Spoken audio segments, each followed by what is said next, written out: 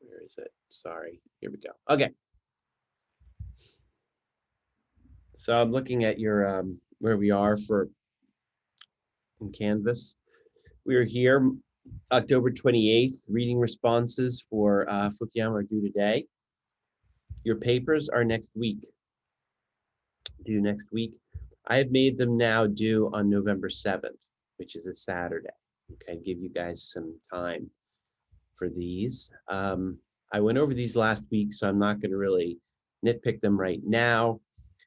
Standard formatting, 4 to 5 pages in length. I'm looking for similar grading criteria last time. I'm really interested to see that you're footnoting accurately. I didn't teach you any trouble last time, and then I included 4 topics, and I'm not sure why they're each number 1, but I assure you they are all different.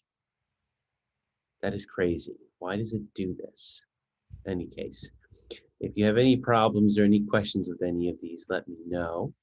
And I think that's all I need to really tell you about where we are in the class right now. This is our last class on Fukuyama, and then your next essays are coming after that. So I don't really need to say anything else about that. So the big news about your papers is they're due next week, but I don't ask them to be due on the 4th. I'm asking you to hand them in on the 7th. Which is a Saturday. So I've extended that deadline, and I'm going to give you till the end of the day to do it. Okay? Is that all right? I figure I'm hoping you might have your hands full next week with voting, etc. That's Tuesday. The day after could be good or bad.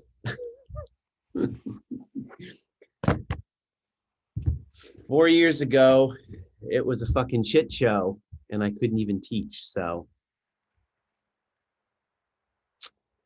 I'm hoping we're all healthier this time around. Regardless, be sure you do your part, do what you can, and get out there and vote if you're a registered voter. Okay.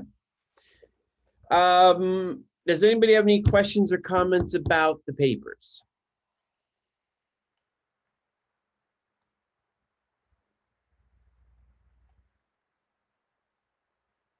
No? All good? I'll just reiterate that I'm available. If you want to meet with me, you can email me. We can set up a time to meet on Zoom. Okay. And I urge you to make use of the writing studio if need be, if you feel the urge. It's a service you're already paying for, and there's a roster of tutors there. They have, and including ESL tutors that can help you.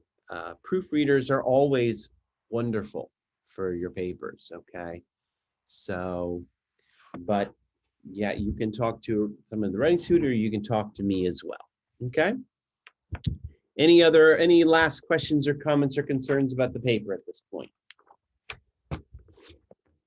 Any comments or issues generally? What is your office hours again? Then I don't have any. Okay. It's up to you. You email me else.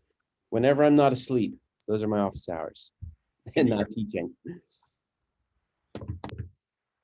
I'm very flexible. So, I mean, I generally go to bed at midnight and get up around 7. So just EST. So just work around those hours. Not Friday night, please. Not Sunday afternoon. I watch football. So work around those hours. Is that okay? Anybody, any other issues, questions, concerns?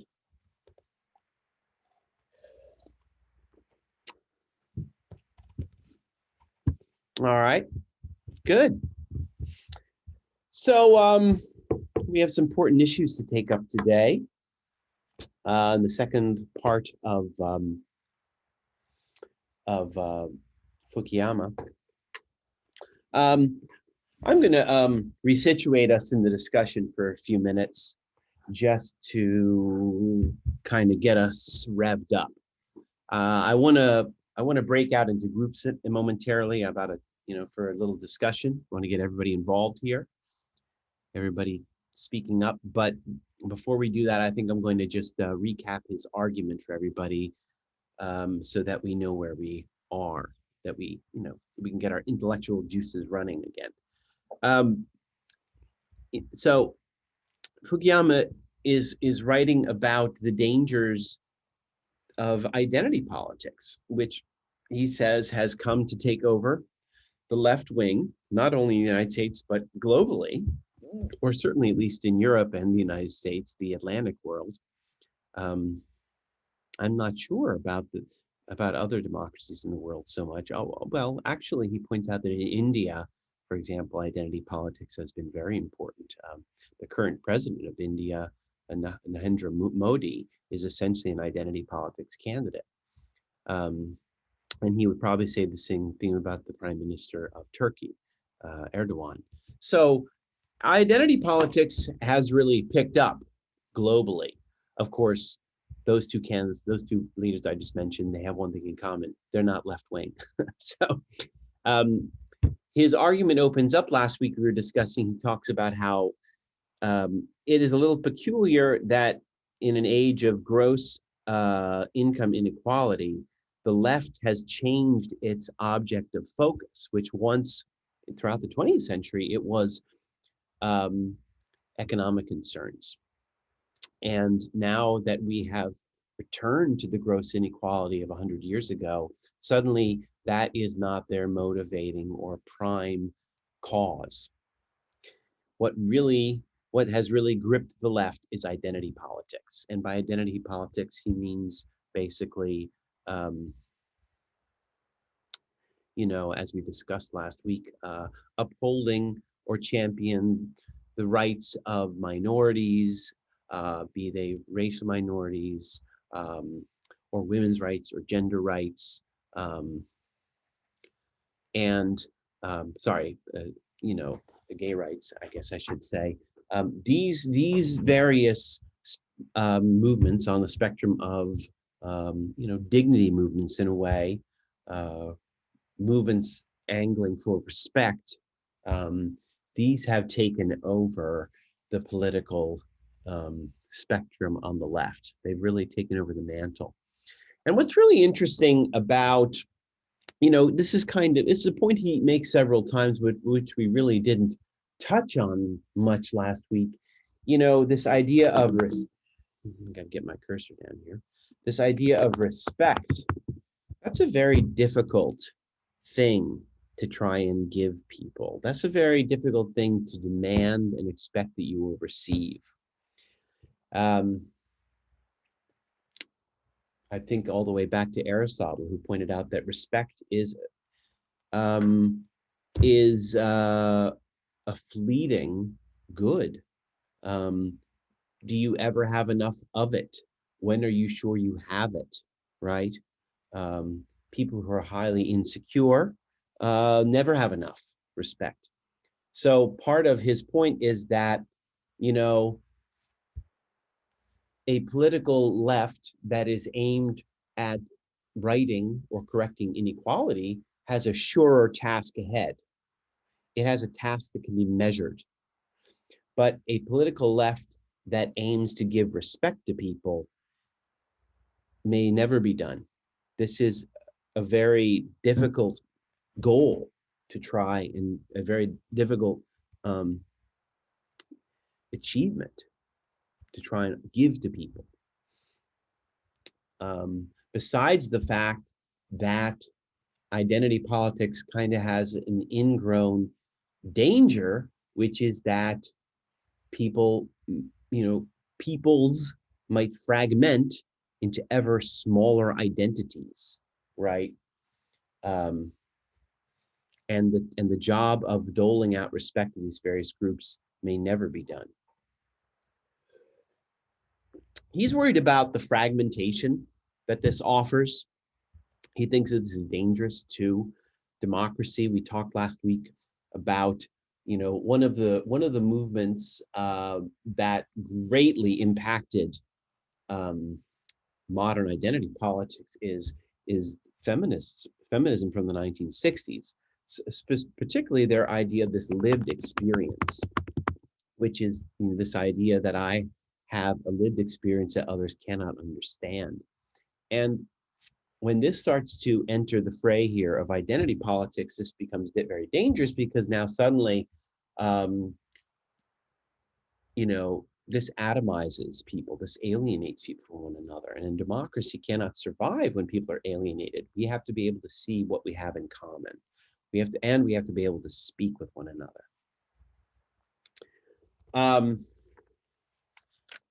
We did touch last week on the free speech and political correctness, how it undermines speech.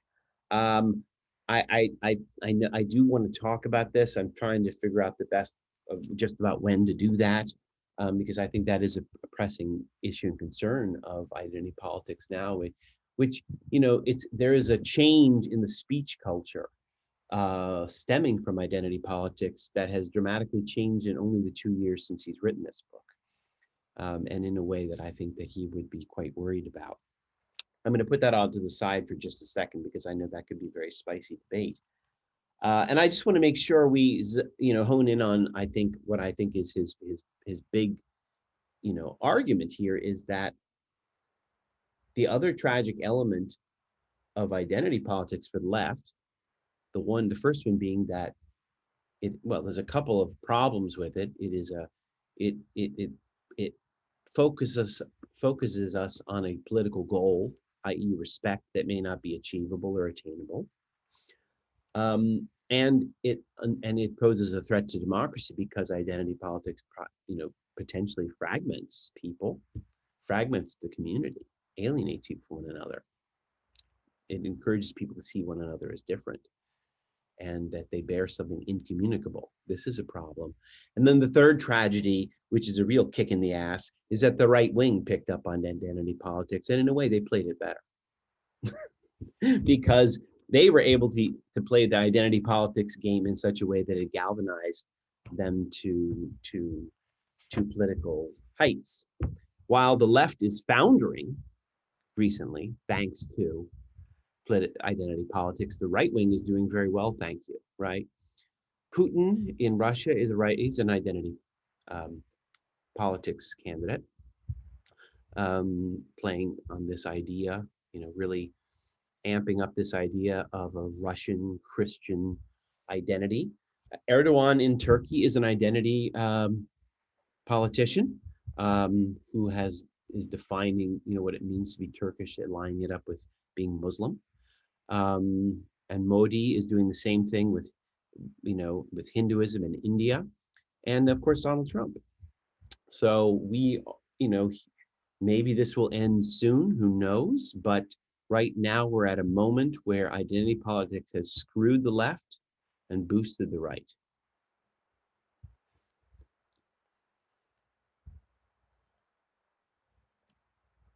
Comments? Questions?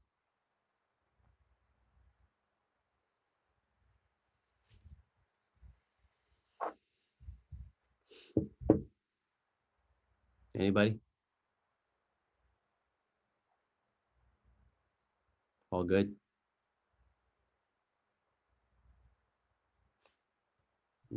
I kind of spaced out for a minute. But if we're still talking about the reading, I think I caught like 90% of that.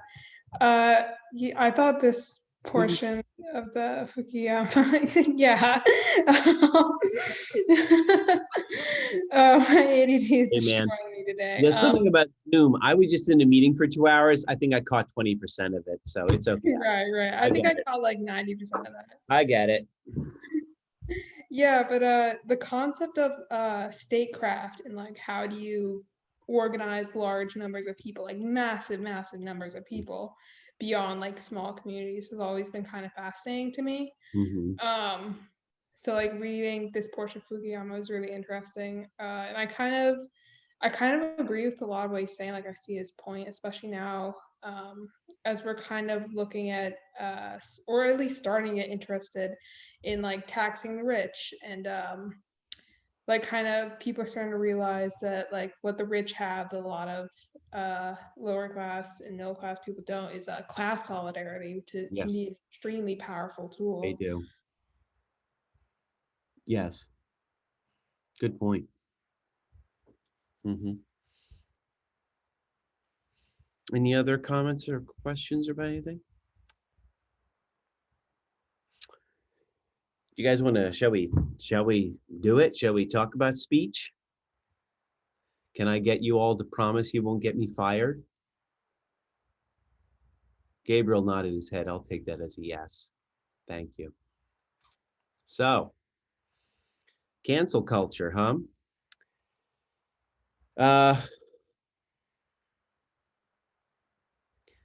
this has been all the rage this summer, sending shivers down the spines of academics everywhere.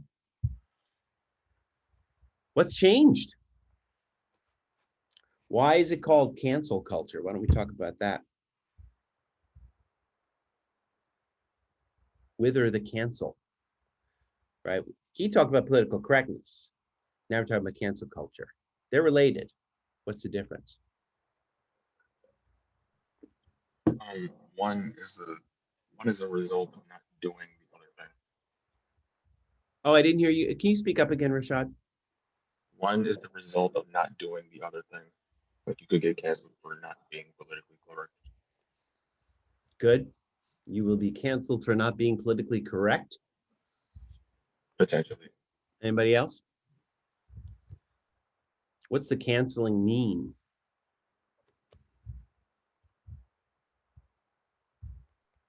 Canceling, I guess, like in what I've heard is like it's kind of like an act of dismantling something from like a person from a certain thing that they get benefits from. Like for example, like uh a lot of like what I see of cancel culture is like pertaining, for example, like celebrities, like they want that person to step off from their job because they don't deserve the benefits that they get for being such a crappy person kind of thing. Yeah. So yeah. A Just lot of to, the time it kind of takes the form of deplatforming. Basically it's just in very simple terms, it's just being like, shut up. Like you did the bad thing and now like you need to just shut up and go away. so when I was your age, when I was in college in the 90s, they talked to, political correctness was the thing people were talking about, and they would people who would make fun of what they called the PC police. And this is they would, say, well, you can't say that, you must say this. And so cancel culture in a way is a higher degree of what's going on, right? It is denying, saying, because you're not observing certain cultural sensitivities, or worse, now you must be deplatformed. And that can take a variety of things. That might mean that you are removed from, various positions or even a job, right? This is the calls are coming for these kinds of things. Now, just to resituate why this comes up in his discussion, he argues in your reading from last week that, that identity politics threatens free speech because, well, how? Anybody want to spell it out?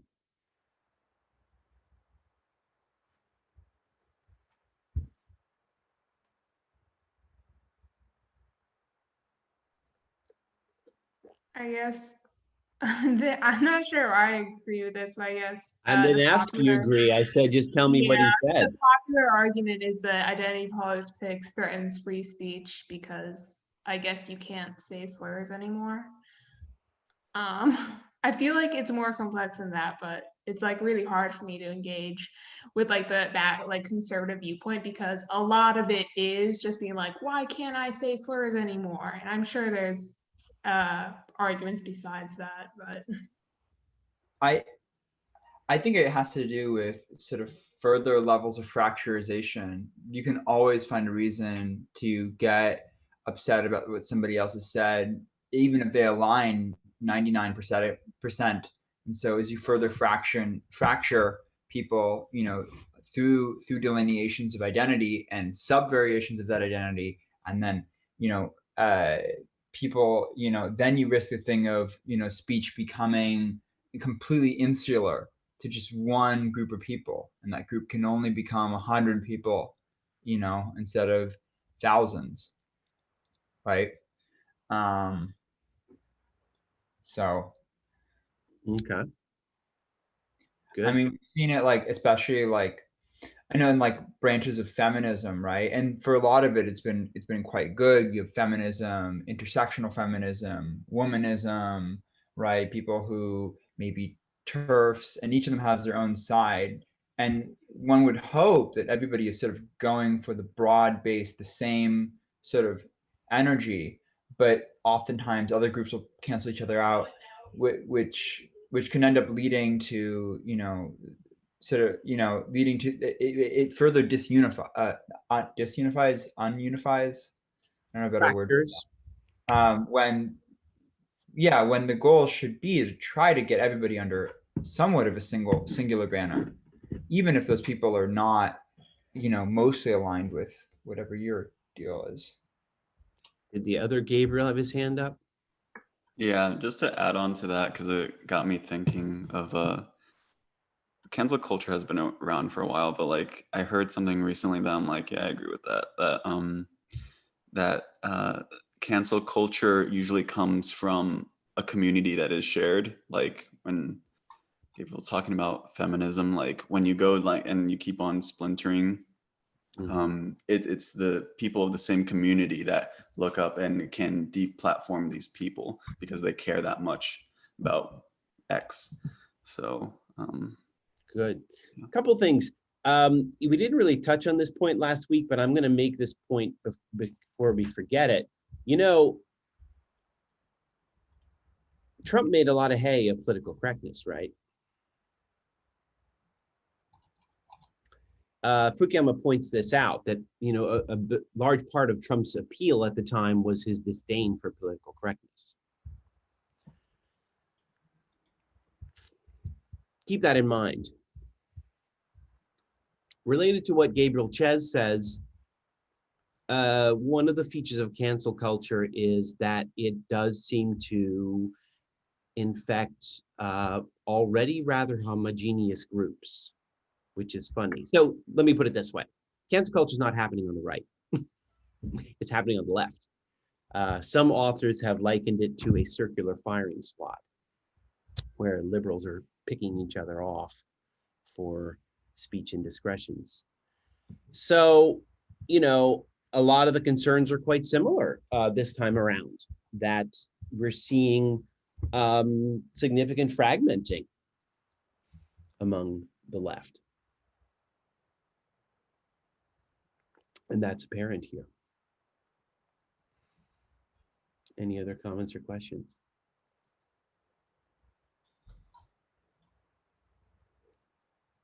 All right, let's do it. Let's talk about Micah. So who is familiar with the call out? Is there anybody who is not? Do I need to put it up? Y'all seen it? All right, what do you think about it?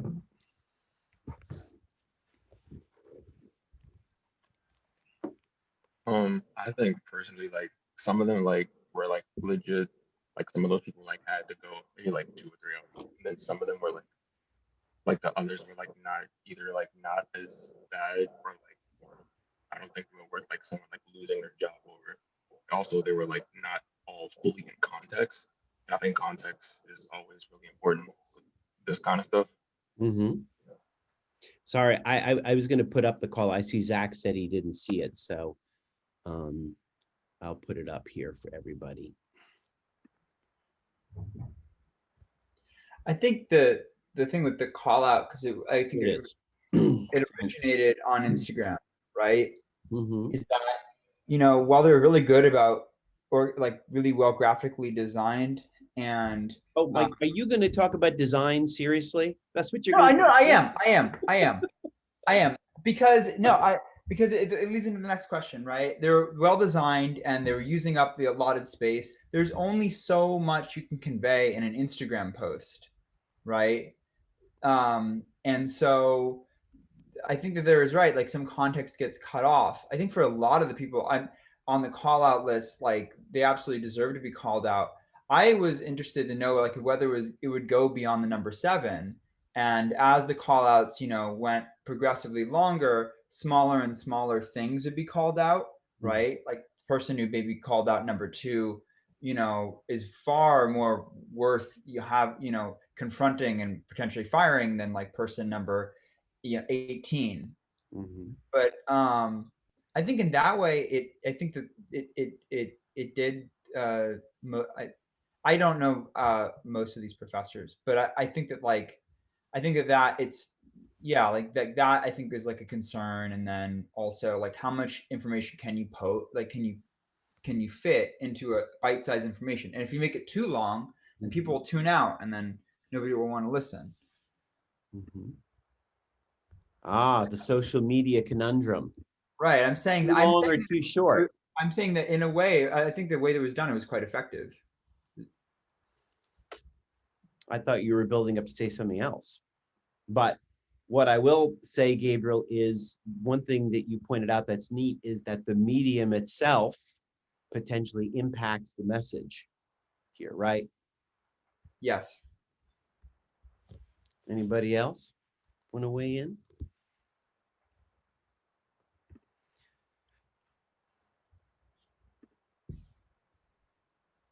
Yeah, that's like, he did bring up a good question. Like why did they stop? Because I mean, like I've heard like stuff about like stuff happening at Micah, like stuff like more stuff than this, but like I always wonder like why did they stop at like number 7.2? Like I think it stopped like, was it like halfway through the summer or maybe towards the beginning of the school year? But I was always curious as to like why they didn't like. Well, I think they stopped because they didn't get any more. They were soliciting and they didn't get any. Oh, okay. I don't honestly know. There's a hand up. Who has their hand up? Me. Oh, Cholman, go for it. Yeah, I just Sorry, wanted to I can't see everybody. If you got the link, you can put it up on your own screen. Go ahead, Cholman. I just wanted to kind of add, not just about that specific the call out thing, but just with like social media too. Like Kevin Hart got canceled, I guess. I don't know. There was like a lot of like negative backlash. The comedian? Yeah, the comedian. Yeah. About like a kind of homophobic joke that he made like years ago. Like it just came up, and then like people were like, of course, like mad about it and stuff. But it's just like the whole thing about it. The desired outcome isn't for like Kevin Hart to like get over his homophobia. It's not for him to become a better person, but it's just immediately like, oh no, like you're a terrible person. Like you don't deserve where you've come, and like you don't deserve your audience or whatever. And it's just like the whole thing, there is no conversation. It just cuts out dialogue, and it's just immediate like instant gratification along those same lines, and like also just made worse by social media and all that kind of stuff. And it's just like, it just really gets to me. Like the whole point of it is like I love getting mad at people, and I love being angry because it's like I feel justified. It makes me feel good about myself. And like, but it is definitely harder to like have a good conversation with somebody and be like, hey, maybe you're wrong in this, and maybe you should like fix this about yourself. And it's like harder, less fun, but ultimately that has like a better outcome. It's like a net positive, instead of like if you immediately like go to, oh, you're an evil person or something, then it's like there is no conversation towards bettering that person, I guess, or like fixing this problem. It's just like, I don't know if that makes sense. Thank you. Mason? Yeah, I definitely agree with a lot of what Shulman said. I think cancel culture kind of, I'm trying to think how I should word this again. My brain's not working today. I think we're starting to question like what is the purpose of cancel culture? Is it really just tell people to shut up? Are we trying to hold dangerous people that will never change accountable?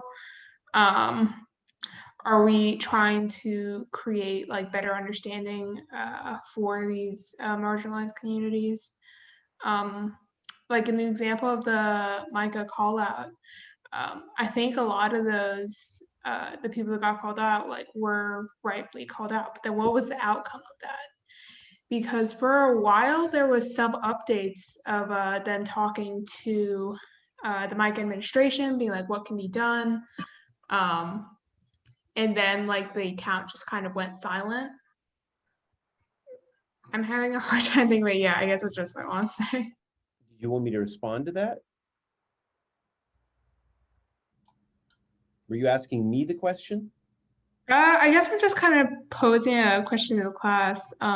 If you wanna, I think my opinion on it is like cancel culture has definitely become a limiting force on like liberal, I guess liberalism and leftism in general. If our goal is really to like help these marginalized communities, cancel culture, I don't think is um, an effective tool for that or hasn't been used in that way.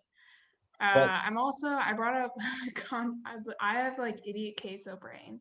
So I like to watch YouTube philosophers explain things to me. And Oh, so I yeah? brought up ContraPoints in the chat. Oh, ContraPoints is Natalie Wynn, this trans leftist philosopher who got canceled.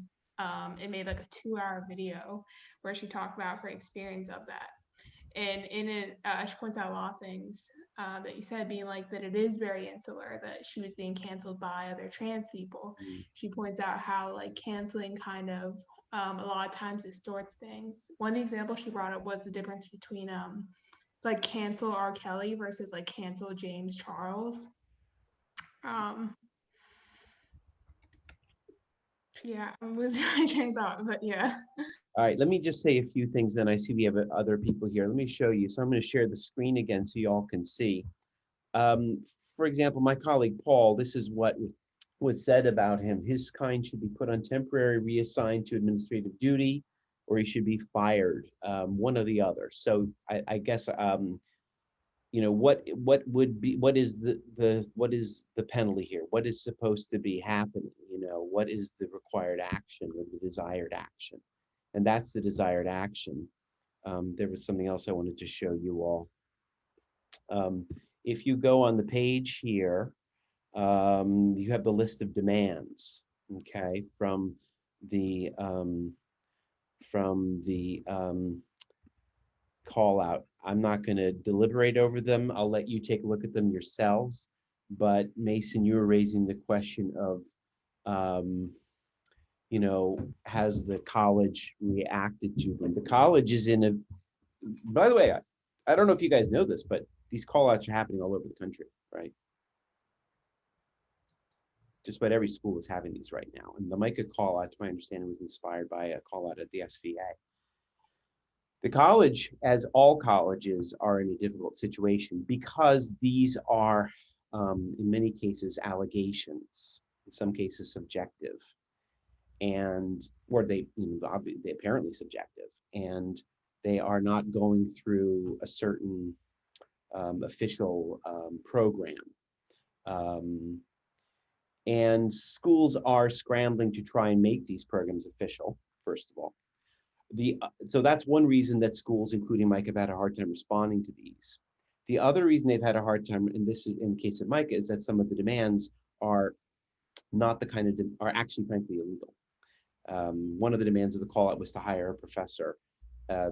All employers are required, colleges are required to have national searches for faculty positions. We can't just hire anybody. We can't just hire someone. So the demands themselves were also problematic. And the last point to your question, Mason, is that there was a very eloquent and productive letter written by the SVA over the summer in response to DEIG concerns. And that is the primary respondent right now, participant right now, that the administration is negotiating with, and the faculty too. So that's kind of like eclipsed call that at this point. So thanks for raising those questions. I think Gia was next. Hello. Hi. Yeah, I was kind of wanting to go originally off of what Tolman said, but I think Mason also raised like some good points where like what I had thought about, for an example, was my friend goes to temple and she's not in a sorority, but she knows I think one of her roommates is in one, and they had to discuss like what they did with this one girl within the sorority and if she was allowed to like keep her status as part of the sorority because of some old tweets that were found that were racist from like 2016. So the argument with that was like, oh, she was younger, she didn't know, and things like that. And everybody was calling for her to get um, not suspended, I think expelled or like at least taken out of the sorority. But then the discussion was brought up, of course, like, well, what if we set an example and like say we're gonna not do that and we're going to have her around and she's learned from this and she's grown since 2016 and like start the discussion of like, you know, teaching instead of canceling. But then from what I know of that is that like, okay, there was a statement about her learning her lesson and an apology and she was kept as a sister, but like then what? Like I don't know because I could ask my friend about it, but I never like in those situations there's not a lot of accountability past like we will teach and we will discuss. Yeah. Which I think is interesting because then it brings up, well, like that's why people rather cancel than actually like hold accountability. And then it goes into like how I think Mason was like kind of touching that, like how do you hold people accountable for those things if you're not going to cancel them, or then like what goes beyond that. And I think that that becomes a really interesting discussion, especially on the institutional level, because a lot of like what you were mentioning is like there's accountability, but it's not, yeah, there's only like these punishments. It's like that, like what else is there to do beyond those? Great. Gabriel Jacobs, you had your hand up. You just sort of stole part of the question, which was the element of time and canceling things back in time, right? We see a lot of, like, for example, I was going to bring up sort of Reverend Al Sharpton, who has undeniably done a lot good for the African American community here. But some of the statements and the approaches that he took many, many, many years ago, and in some extent sort of hold the day, you know, are controversial about the ways of organizing, about sort of about where power is vested in sort of organization and so forth. Different approaches towards these things. I'm not saying they're cancel worthy, but I bring him up because there's, you know, a lot of time in the Black Lives Matter movement, there's a lot of people that are very opposed to people like him getting involved and taking a prominent thing. And so at what point, like, does time absolve you? Like you said, there's 2016. I mean, you have to think about, like, Joe Biden only really came to public support of gay marriage in 2012. In 1992, Bernie Sanders on the Senate floor was chewing out a senator for poking fun at gay soldiers in the military, right? That's a two decade difference there, right? And so, you know, it and like Biden has apologized for the crime bill, saying I didn't realize it would do what it would at the time. I mean, but there was things that were against it and papers talking about why this might not work, you know. But like think about gay marriage too. Like in our thing, they're talking about sort of a politician from the Netherlands in 2004, right? And people getting behind him. And you think about people like Biden, Obama not getting behind it in 2012. It raises the question: did you accept it, but you knew that it was politically not advantageous, you know, until 2012 to espouse that? That's what I may think. That I don't think that either of those that ticket ever really cared that gay marriage is an issue. They just didn't express it until public opinion. Well, that's also a problem too. So, anyways, that I guess it brings up the whole amount of time decay. Yeah, those are good. That's a really nice point. Yeah, that's a good point. Like time, but I think there's so many layers to what you just like all of a sudden just I'm trying to like think of ways to respond. So like there is like the time because like to me I think like when you as far as like apologizing, I think the best apology is like change behavior, like showing that you've learned, like showing that you're not going to continue to do these things. But I think like when you try to like base it on morality, I think it becomes even more subjective because as crazy as it sounds, morality is also subjective. So like you can't like make someone care about something or make them not care about something or make them value something, like if you think it's wrong or right, because to them it may not be wrong or right. So I think there's that. And then also like what you were talking about, like were they just agreeing with it because like of a political gain or something like that. And that comes into play with like what Gia was talking about, like accountability. Like when I think of someone being held accountable, usually the immediate thing is like they lose their job, like they're not representing the company, like you get like your position taken away because you're misrepresenting something. But it's like beyond that, like what could possibly happen to them?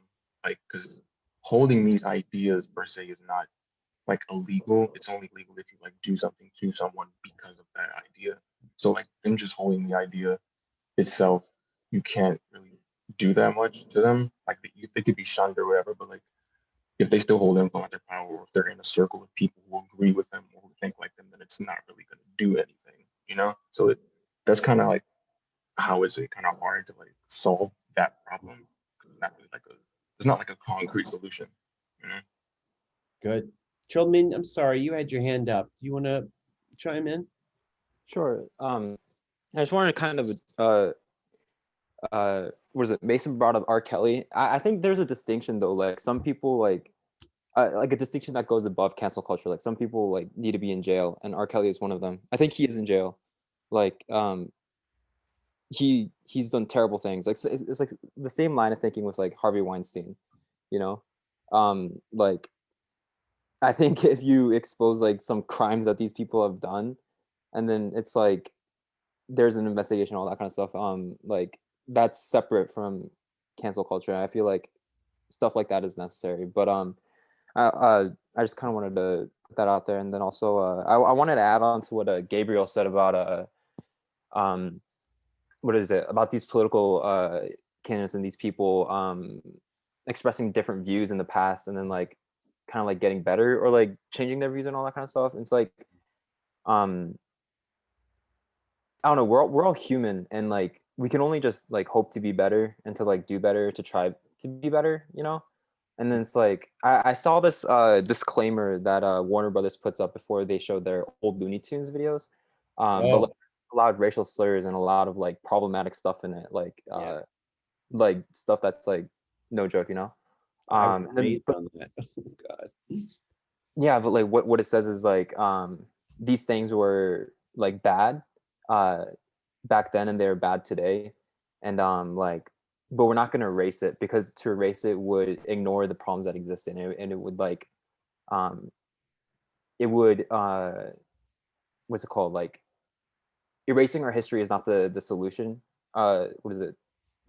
All that we can do is like acknowledge that these are bad and be better, do better. Good. Oh, sorry, Chilman. Finish. Go ahead. Sure. I think it also kind of relates to like Confederate statues. Like Confederate statues, objectively, they're just like statues of like traitors to the country, of the Confederacy. And they're like not patriots. They're like enemy soldiers. They should be taken down objectively. But like I've heard some people say like Mount Rushmore and taking down statues of like Thomas Jefferson and our founding fathers and stuff like that, because they were slave owners, because they were like evil people or like not good people. And like as it is true, like I feel like that falls into the same thing of erasing our history. Like of course we should acknowledge that they were like slave owners and that they have done like terrible things too, but I think like we can only just hope to be better and to do better. I don't think the solution is to erase our history. I feel like cancel culture kind of like shuts down all conversation about that kind of stuff. But yeah. let me just say one thing, because I was secret, and then I see Laurel has her hand up. I was not secretly, I was like thinking and wondering along why R. Kelly came up in a conversation on cancel culture. And I'm like, that's pretty serious business right there. And I guess the reason it comes up is because, and this is something that I think is unfortunate about the call out, for example, and about cancel culture more broadly. There are some very serious serious allegations called out. What happens when you call out everybody? I think it's a good thing to call out stopped. And I'll tell you why. How effective is it when you call out everyone? How effective is it when you call out everyone and some of these people are rapists and others or most are not? There's something weird in lumping that all together, right? You undermine your very serious claims. And if you look at the Micah call out, for example, there is one faculty member on there who was the subject of very serious sexual allegations. And he's lumped together with people with much different and much lighter and much more subjective complaints. You could argue that kind of waters down the very serious stuff, you know. Just keep that in mind. I'm referencing all these things about the call out. I urge you to take a look and read through the comments yourself. Let's see what Laurel has to say. Yeah, I guess thinking about what Rashad was saying about accountability, and I guess I'm thinking about like the type of people that do the calling out. Mm-hmm. Like we've gone over, like a lot of us are like-minded. Like, so for example, I support restorative justice. You know, I'm a prison abolitionist. I believe in repairing harm after the harm is caused. In restorative justice, there's a big emphasis on accountability and rehabilitation, Mm-hmm. even after like serious crimes like rape and murder have occurred.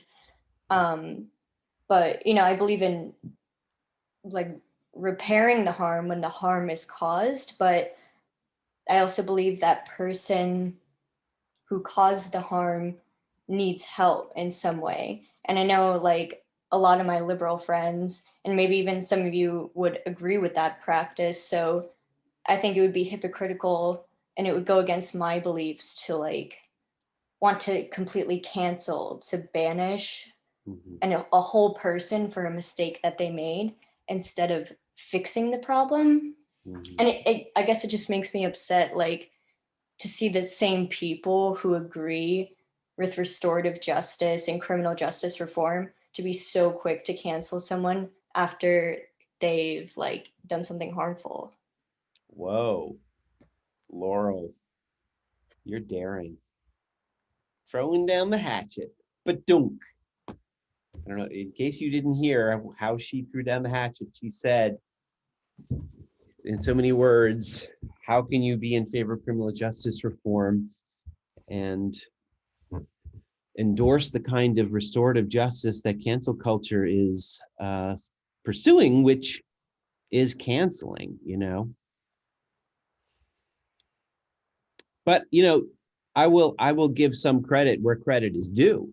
You know, if you look at the call out page about the last colleague who was called out, Paul Jaskunas, he's a friend of mine. There was actually a poll: should he be fired or should he be trained? And I think most people said retrained. They're like, oh, you're right, maybe not fired. Mason likes what you're saying. Good. Anybody else? And I Oh, would Gabriel Ches. Oh, Laurel, finish your point. I would just add, like, the real life version of cancel culture is taking someone out of society and incarcerating them. Yeah. Some people need to be in jail. All right, you're right. I want to hear more about that in a minute, Rashad, but let's see what Gabriel Ches has to say. Yeah, I was going to bring up the word again, the accountability. Everyone starts with the accountability, but also like law versus like this political correctness thing. Like when we're talking about cancel culture, we're mixing the two together. So like, I want to say everything I need to say here, but like with accountability, like let's say Kevin Hart, like Kevin Hart is still working. Like a bunch of people complaining about a certain figure doesn't really necessarily do that much to a certain extent. However, if someone is actually like breaking the law and being like extremely bad, like a Harvey Weinstein type, then yes, like a huge outcry of people continuously giving this attention can work. And in that case, it was actually like breaking the law and like all of that stuff. But like it was like an open secret at that point. So like to get more eyes and visibility on that, that was extremely important. But like when you're talking about the like teachers in like Micah or like in SVA or whatever, like students don't like, we have SVA, but as it's been a struggle, like we don't have power, we don't have like constitutional power within the school to do anything really, like on paper. So it's a big struggle when you do like a big call out page, and the only way that justice can be done, it's when like the school verifies the call outs itself, or the teacher themselves decides to resign.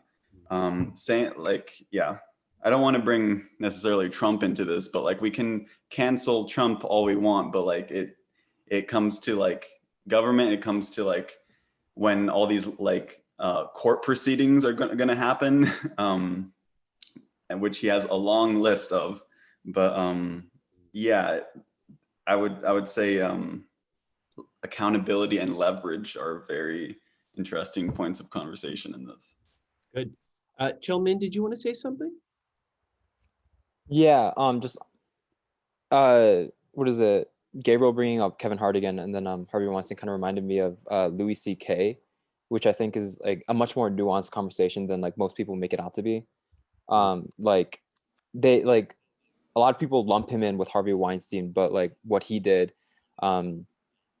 get like the woman's consent, and like there was like no physical contact, and for him to like, they were working together, like he wasn't in a position where their job would be on the line or anything like that. And so like for him to like, it's not the worst thing in the world, but he hasn't like been able to get a gig or anything like that, and like all that kind of stuff. And so just like with his case too, I feel like cancel culture, it just like takes out the nuance and like takes out the possibility of discussion, and like whereas maybe we should look at this with what is it, more distinction or more discernment. It's just a lot of people will just gloss over it, I guess, and lump it in together with something that is much more serious. I think another thing though too about the Louis C.K. thing that like hasn't even really been addressed is like sort of where the line between fetish and like it being like Wait, does overboard. everybody know what Louis C.K. did? He masturbated in front of women. There you go, Gia. You're welcome. Go ahead, Gabriel. And like it's interesting because my dad is like a clinical psychiatrist. He talks about like he was a little bit shocked because like that's a pretty common like not pretty common, but it's like it is a known fetish amongst men. And so right, so, like and so like it's like okay, so it's like a documented like clinical thing. It's like not quite cuckoldry, but it's like something in between, whatever. Like I don't want to go too deep into it, but like there's an entire discussion we had about like how sexual preferences play into like sexual fetishes play into all this, and people's personal life, and then outside of that. Good. I can see that. Was there somebody else?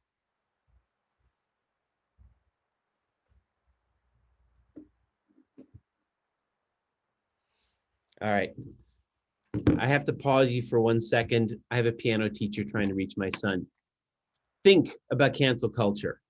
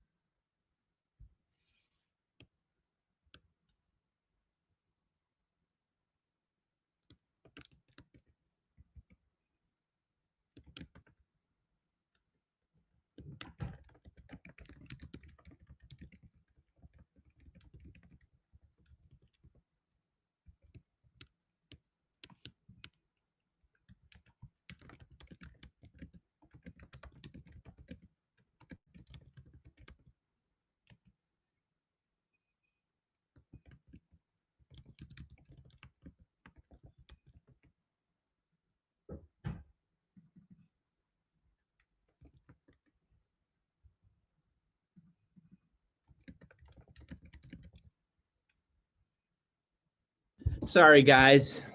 Zoom life. All right. Did he have consent? Okay. I'm trying to resituate myself here on the comments. Anybody, any other questions or comments? Anybody else want to say something here? I had thoughts about like what you guys were talking about, like Kevin Hart, like the whole Oscar Hey, situation. Rashad, can you speak right up to your speaker? I just have a hard time hearing you sometimes. Can you hear me better now? Oh yeah. All right. I just want to speak on more like what you guys were saying about like Kevin Hart, like with the Oscars. Like, I think with jokes, I think it's different because it's like I think just because someone jokes about something doesn't necessarily mean like they agree with the joke or like you know what I'm saying. Like, it doesn't necessarily mean that like that's their value or that you should, or you could even say like it shouldn't be at someone's expense. But the joke is always at someone's expense. So like I think canceling him over that, even like, and that was like we were talking about earlier, like the timeline, like how far back do you go? Like we've all like done stupid stuff, like even like 5 years ago, 10 years ago. Like you look back at the stuff you used to say or do, you probably cringe. Like so, why should someone be like like like how far back do we go to like hold someone like hold it against someone's character? You know what I'm saying? That's awesome. And I just add on to your point, Rashad, you know, thanks to digital media, we have a permanent track record of mistakes we've made in the past and things shit we've said, right? Before the digital world, this was easy. You could deny it. It was burned up. Now, no longer. Hey, Jeremy, did you want to say something? I thought you were raising your hand. No. Okay. Laurel? Yeah. So when we're talking about canceling celebrities, like it's really hard to actually cancel a celebrity. And like J.K. Rowling, for example, like she didn't get canceled. Like everyone's just mad at her, and it becomes more of like a way to talk about the issue. But instead, like a lesser known author who sided with her got completely canceled. So it gets hairy when you're canceling celebrities in particular, because like they don't get canceled, like they come back, and then people in lower positions of power actually do get canceled and banished forever. That's a great point. And on that note, I would point out that Louis C.K. is performing in Baltimore next week. 3 shows. He's coming back. So that's a good point, Laurel. There are some who, you know, and especially I like Gabriel Chez's quote there about power. Like, if power is the problem, power is precisely the insulation, is what insulates certain people from these charges at the same time, right? And helps them survive the charges and complaints. Gia? I was actually just about to lower my hand and like maybe just put it in the chat or something. But I was kind of thinking about what Laurel just said when I forgot who spoke just before you left, but I think it was when we were kind of discussing like lumping in more serious allegations. I kind of started to think about what Laurel just said and how I guess it's like, yeah, like Chris Brown and how like all of that went down with Rihanna. It's like now people, and I guess that also then goes into like the concept of time. Like people almost don't care about that now. And it's just like people are going to continue to listen to the music, where then I wonder, like, I'm not really up to date with like stuff with R. Kelly, but like that was arguably more serious than like the isolated incident of like Chris Brown and Rihanna, even though there was like so many other things allegedly. I don't know exactly what happened, but more stuff that happened before him and Rihanna. So like I wonder now, like, are people listening to R. Kelly still, and like how does that happen? Whereas like canceling a professor means then like losing their livelihood if they actually resign or like get fired, and like then sometimes that affects like a whole family versus like somebody who, you know, has a couple of million in the bank. Yeah, I mean, I've even heard some extension of canceling Michael Jackson's music, you know, because of allegations. But I have to put Laurel on the spot here because Laurel, you did a big thumbs down when I mentioned Louis C.K. and I got to ask, what were you trying to say? I don't like him. I think he's a fucking creep. and he deserves to be canceled for a little while longer. But he apologized. So what's this? See, that's what Gabriel Ches put in the chat here. So when is that apology accepted, if ever? Can I ask that question? Yeah, I think it takes time. It doesn't just go away when you apologize. But how much time is okay? Because a lot of, okay, not to shit on you, but it's basically just like there's like a lot of cases in this is it's just like everyone as a collective is like, oh, it'll be time, but that time literally never comes. There's never an outline for like, and I get it, right? These things are hard.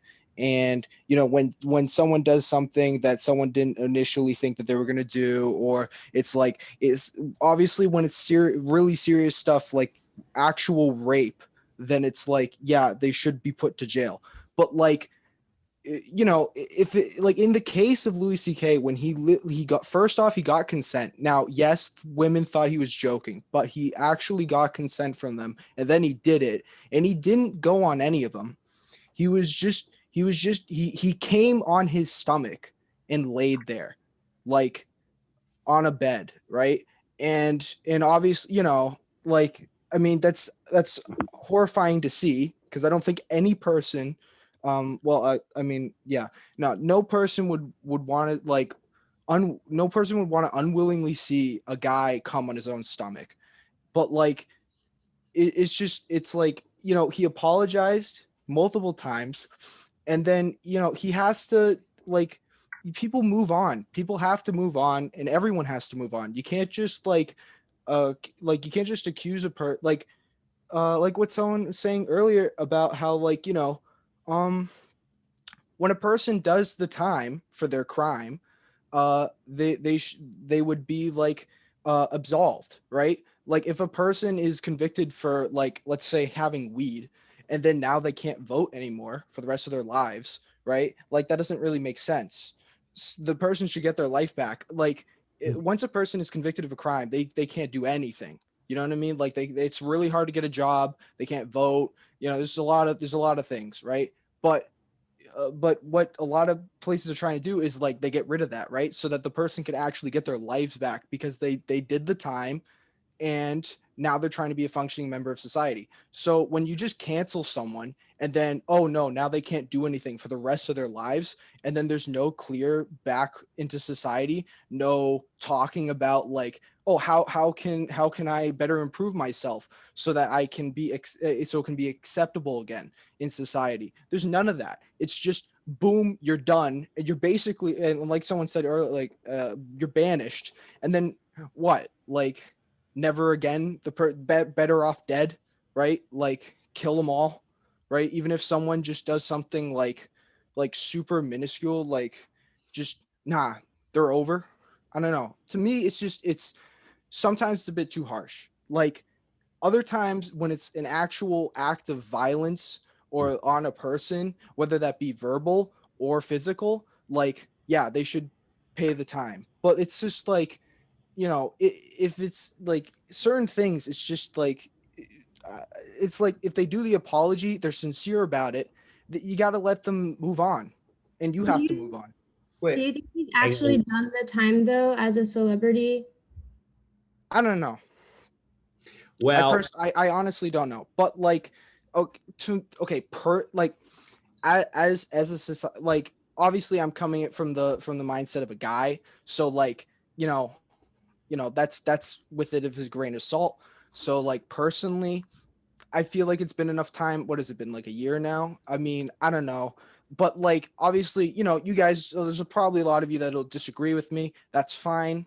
You can have your own opinion. I can have my opinion. That's great about this country. So we can all disagree. But like, it's just as a society, if society decides to cancel someone, we should like at least put a time frame, like, I don't know, like 5 years, 10 years or something, because it's just like if you're just up in the air, like how can anyone, you don't like, when a person gets convicted for a crime, it's not like, okay, well, how many years am I serving, and they're like, fuck if I know, and then they just go to jail for like whoever. Like, that doesn't really happen. So I want to make Gabriel, you had your hand up first. Go for it, Gabriel Jacobs.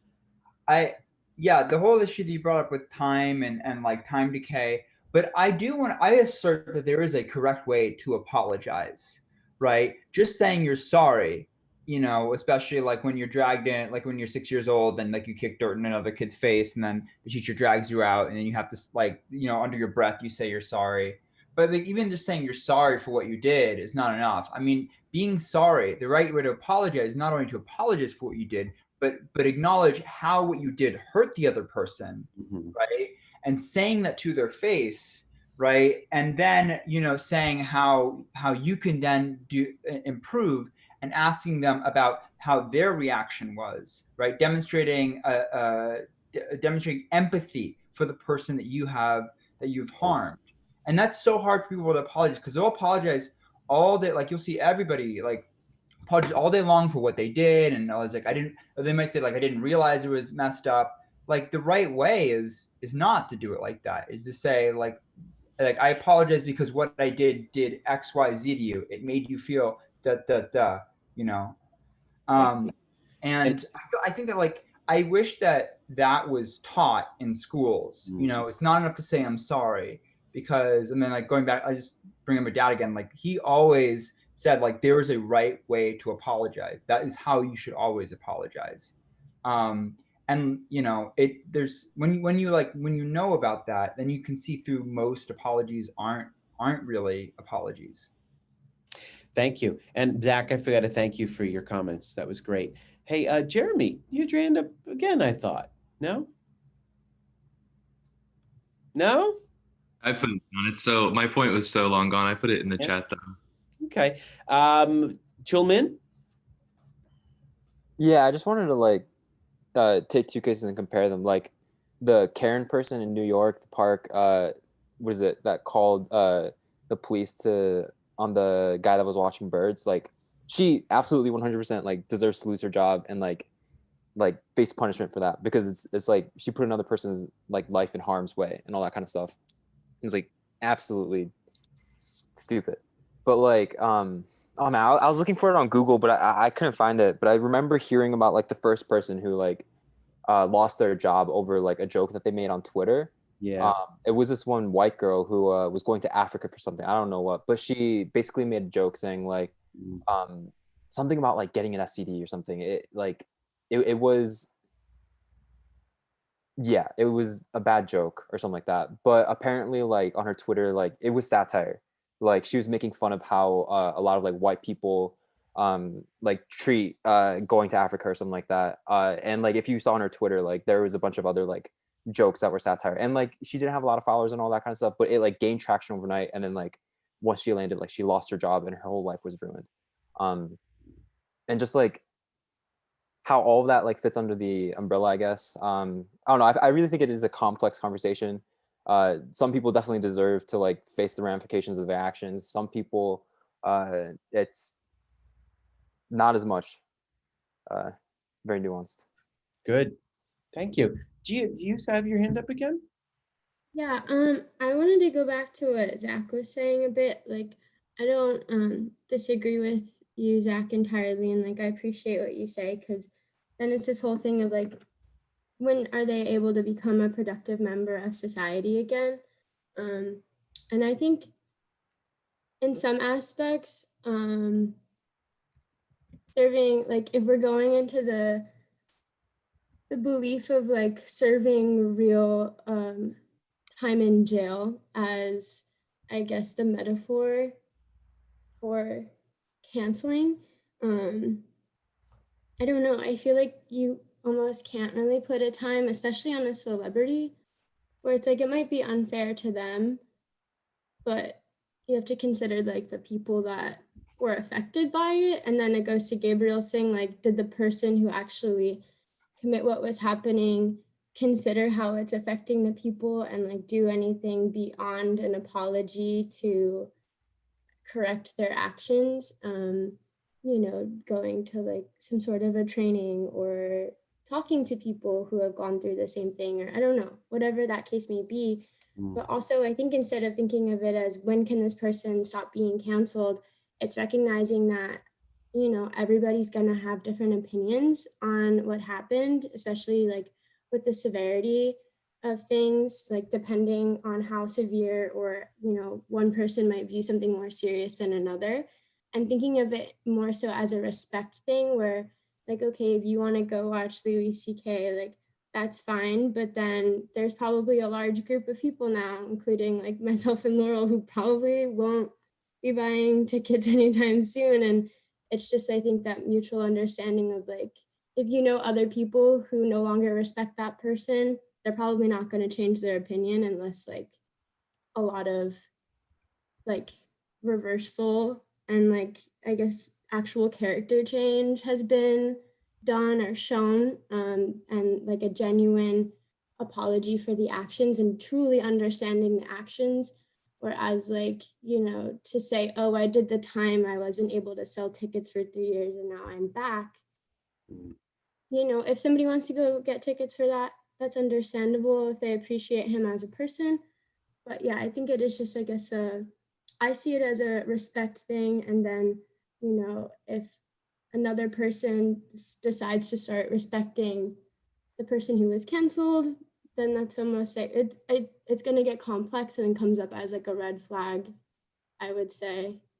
Sometimes, like, not for me, but I've seen that where it's like a person who starts respecting somebody who is canceled, of like, if there's a friendship and they disagree, it's like, well, why do you think that that thing that they did was okay? It's like, oh, I don't think that. I just think they're allowed to be productive again. And it's like, but why? So I think that's an interesting conversation, but I think it's just a matter of respect instead of time. Great. Cindy. So honestly, all of these things have been like reminding me of like a specific situation that happened to like I was part of like some form of like an online community back like a couple of years ago, and there was this girl that was a part of it that I only vaguely knew of, but I had a lot of mutual. Well, we had like a lot of mutual friends and stuff like that. I don't know her personally. She doesn't know me personally. It's just it's kind of a far off kind of connection, but she apparently back like 4 years ago, uh she said some horrible things pertaining to telling a kid in her school to commit suicide, which was horrible. She wrote like a really long paragraph on uh, a yearbook about telling this person to go like die and kill yourself. You're horrible. No one likes you, kind of thing. And it was awful. And the news of it, uh, sorry, the news of it broke out to her social media where she had a huge following, and there was a lot of like forums being made about her, and a lot of people saying, oh, she's a bitch, like she did this and that, and they like pulled out a bunch of things about her, and it led up to the point where 3 schools that she got accepted in revoked her application, and she was not allowed to go to any of the colleges that she applied to that she wanted to go. It was like UCLA, it was like a lot of like UC schools that she wanted to apply for, and she just got revoked. So she went to like I think she just went to like a different college or just like took a gap year or something. I don't remember. But over time, it's kind of like she kept making content and stuff like that. And she just kept like, uh, she took a break for a bit and then just like eventually kept making content and everything was just fine. And then, sometimes there'll be hints of people bringing that up, and she's just like, she made an apology and then she just kept going, and people now just don't really remember anymore from 4 years ago that what she did. So it is kind of like what I'm trying to say with this, like what I'm trying to say with like this story and stuff like that. It's just like, it is a little weird, like where, like how do you go about these kinds of things having to do with like cancel culture? Like, does this person have this, I'm so sorry, does this person show some form of authenticity with their apology and with their actions and with how they forget, like should they be forgiven, kind of thing. So I don't know. That's great. Children. Oh, Hello. Or Gia, you had your hand up. Either of you guys again? All right, Gabriel Jacobs, go for it. I was gonna say, if it was in a yearbook, it sounds like that in between the time of getting accepted to college, it's not even 365 days, you know? And so like the colleges, I would say, I don't know enough about the situation, but it sounds like from what you told, like the colleges were right to do that. And the question is though, like when somebody gets canceled, like you would hope, unless they're like, you know, like they're they're a sociopath, right, would realize, like, stop and just stop for a little bit to think about it, you know. And I would think that, like, if she got into great colleges and then immediately had them all pull the rug out from under her, you know, that might be enough to prompt her to rethink the, you know, what she did and her approach towards life. So like I think there is a benefit, obviously, I think sometimes to the punishment of it, if it can lead to a self-reckoning, um uh instead of denial, right? The important thing is whether or not the person goes through denial or not. And one would hope that they would get through that phase, and those consequences would make them step back. But we can't know unless you know the person in person. Yeah, I think like Oh. with that situation, like he saw like the consequence. Like I'm pretty sure like the college, like if it blew up, the colleges were probably like, we don't want this person to like be at our campus because then like we'll get like we have like a record, like an image to uphold or whatever. So like I think with that, like she like would learn from her actions, but I don't think like it wouldn't necessarily like change like her values. They could still be like she could still feel that way like in a positive way and just not like post it anymore or stuff like that. But I think it's just like you said, like it depends. Like we have to know the person directly to know like how sincere they are about like changing their mind or their opinion or like how their values shift over time. Like there's really no way to know. Like you can like even if someone apologizes like sincerely, someone could be like, "Oh, that's phony. Like they don't mean it. Like it's just a publicity." But yeah, like you never like really know, and then it just dies away when people forget about it when there's a next new big thing to pay attention to.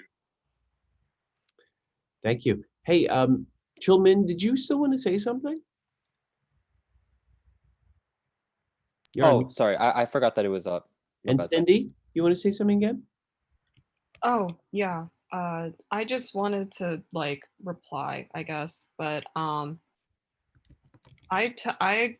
don't even know, I don't really know her personally, and it could be like it could be a performative apology or something. I have no idea what is going on with that person. All I know is that like she apologized. The whole thing with her getting denied by those colleges and revoked and everything was just like apparently like a wake up call to her, for her to actually like really, I guess, like grow from it and like not do any of those like crappy things anymore and stuff. But not and I just to properly say, her getting revoked by those colleges, honestly, due to what she wrote in that yearbook, because there was actually like a screenshot of like what she wrote, that it's pretty horrible actually. And I didn't even, and I don't want to get into it because it's just absolutely awful to see. And like, to be honest, uh what was I gonna say? Yeah, I don't know. It's like it's just like kind of just what happened. I don't really know her personally, so I will never know the truth of how she actually feels about this whole thing. But like, she was just it was just like so like weird to see how like there was just some people that were on her side, and there was just some people that were just like not cool with her. And it's just like it made this whole like weird rift in that sort of community where like, are you okay with her or are you not? And then it's just like, for me, like I was just like, well, I think what I see, yeah, I don't like her. Like, why would you do that to somebody? But at the same time, like I am someone who just like, I don't like this person. I'm not gonna like deal with that person. I'm not gonna give them the time of day. So I don't really do anything. Thank you. I'm going to step back here for a second. I put a question in the chat. All right. What would Fukuyama think about this? Is cancel culture dangerous for democracy? Is it bad for the left?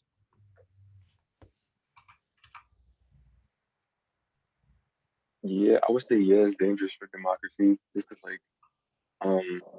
like people like because I think a lot of it is just like people. I'm trying to think how to word it.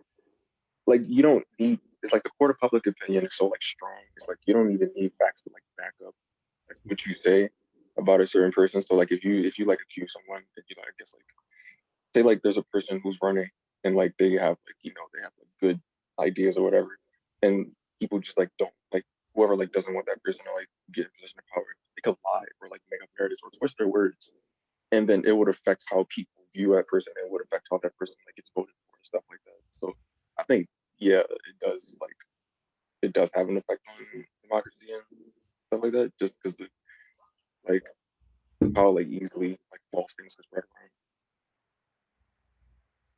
Thank you. Gia. I would just argue that the right probably takes advantage of when the left is like focusing so heavily on cancel culture and individuals and situations. A lot of people think that, Gia. Yeah, and I thought about it when you first brought it up, but then that kind of makes it seem like it's only an issue on the left, where like I don't think it's impossible for, of course, somebody on the right to cancel or be the victim of why somebody is getting canceled or something. But I could see, like you're saying, the right kind of making it a left issue and letting people kind of like occupy themselves instead of having the media have to make stuff up for like them to go run their agenda. I would say like even like going to like right cancellations. It's interesting how they internally view it because for all intents and purposes, like the Lincoln Project, those GOP members who have gone on to have like by all traditional accounts have absolutely been canceled by the rest of the right, but they've never referred to it as canceling, right? And they and like they don't like their language is not using the word cancel, although it's pretty much exactly what was described in the left, which is sort of all ties being cut off and being sort of isolated. So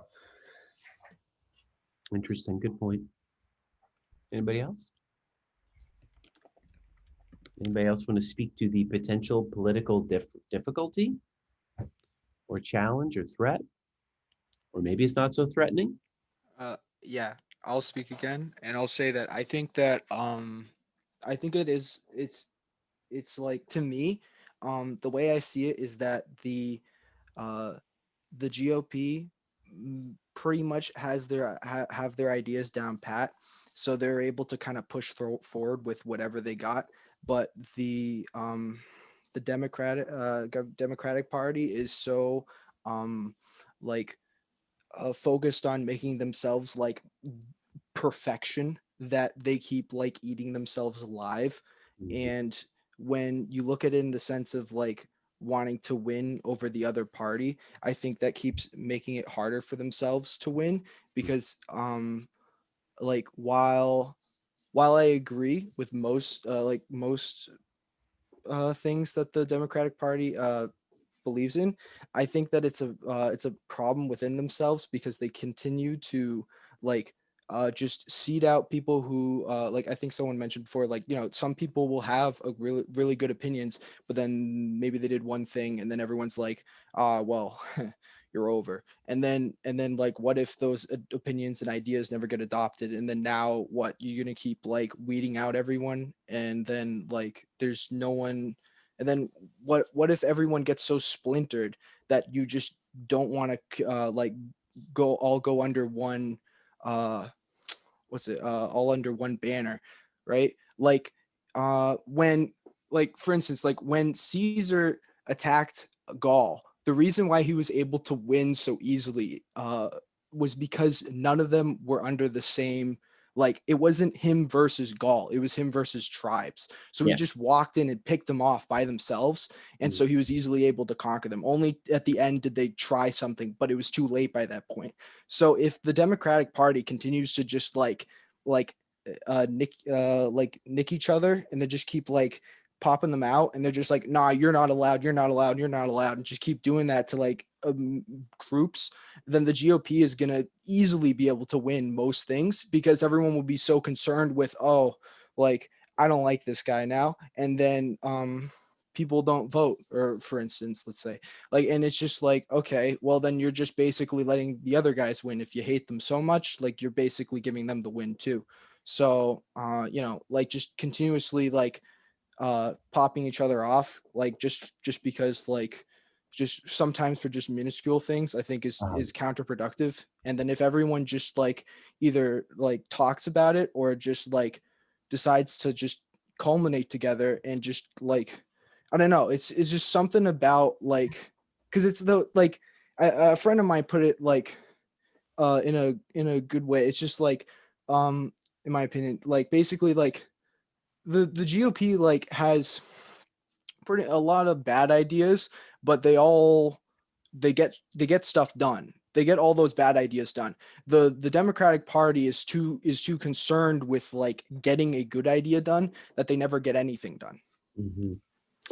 Gia, you had your hand up.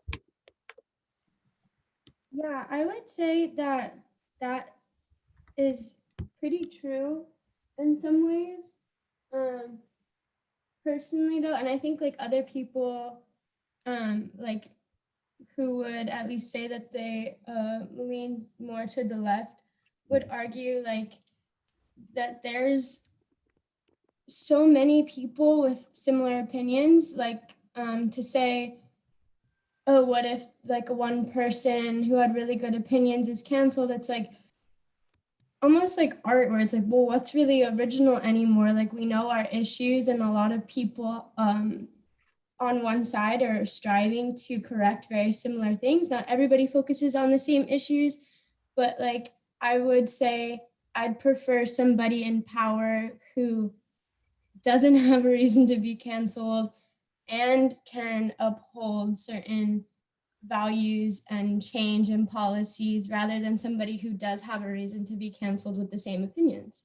Because I don't know, if someone's canceled, it might slow things down, yes, but like I think that just brings more people who are more like morally aligned with that group into positions of power.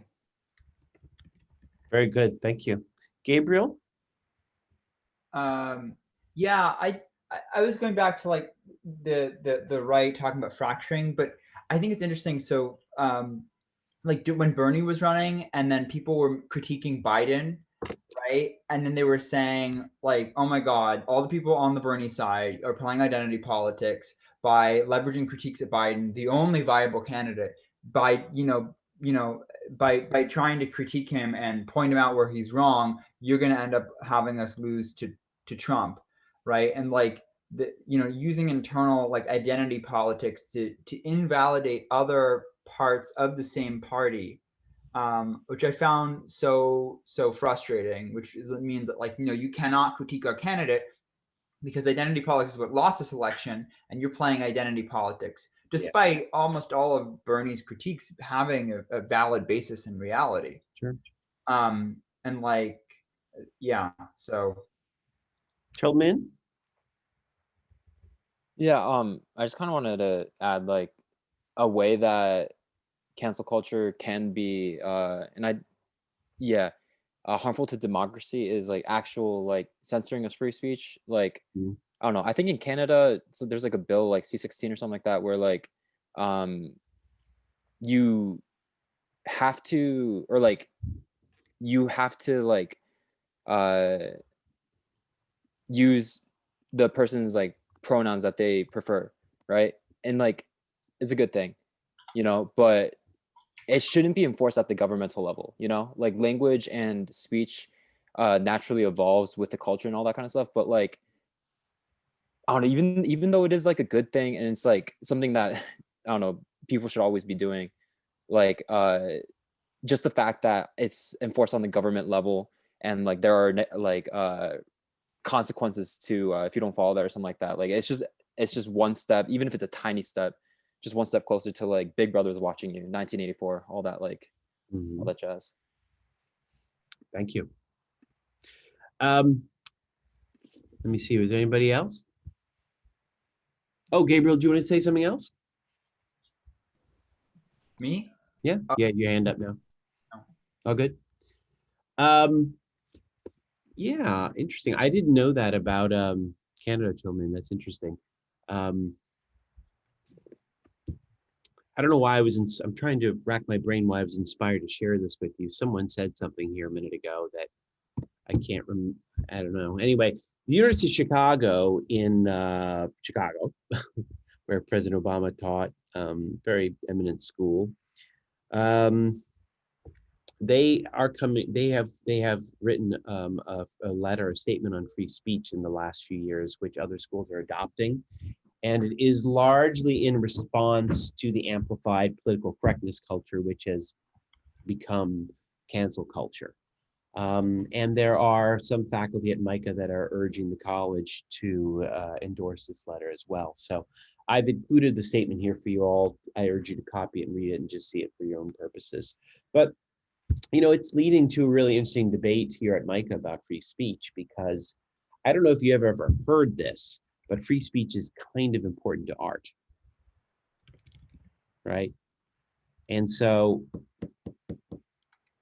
if there's problems with speech, if cancel culture is causing problems with speech, I think art schools may have a special dilemma. And I'm not really sure how we're going to navigate this. Anyway, I'll leave that as like a hanging, I don't know, whatever, for you all to think about. This is all very rich for research papers, by the way. I bet I'm going to get several research papers on this topic. Was someone else trying to say something? I couldn't tell. Okay. Good. Did anybody else want to say anything about cancel culture at this point? Because I think I'm probably going to pivot to something else unless you all want to have at it about anything else here.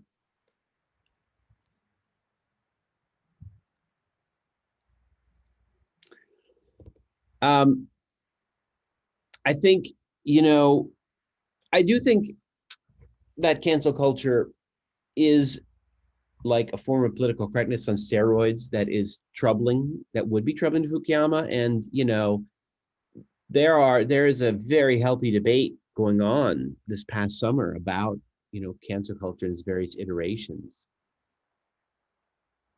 But specifically when it comes to speech, not with, you know, not with respect to like documented assault, you know,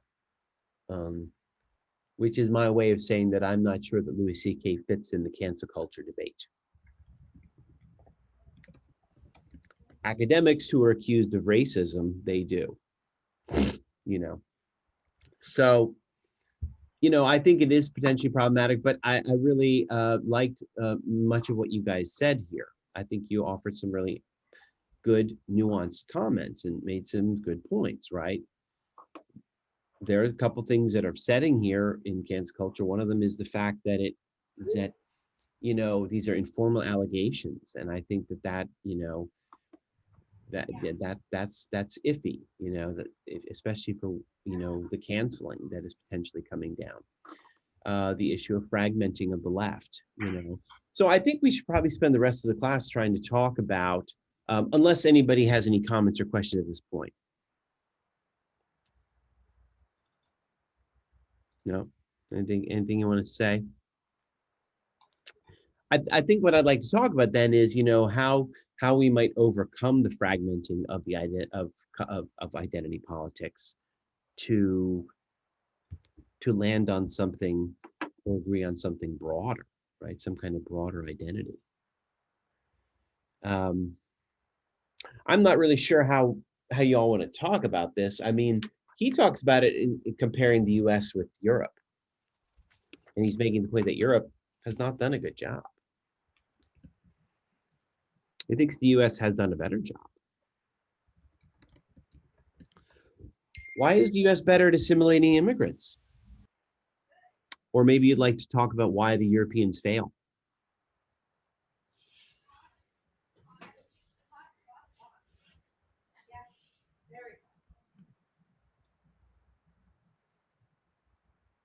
Gia? Oh, and I see Sarah, you're next. In my response, I talked a lot about like separation of church and state, um, and just kind of how he had made some points that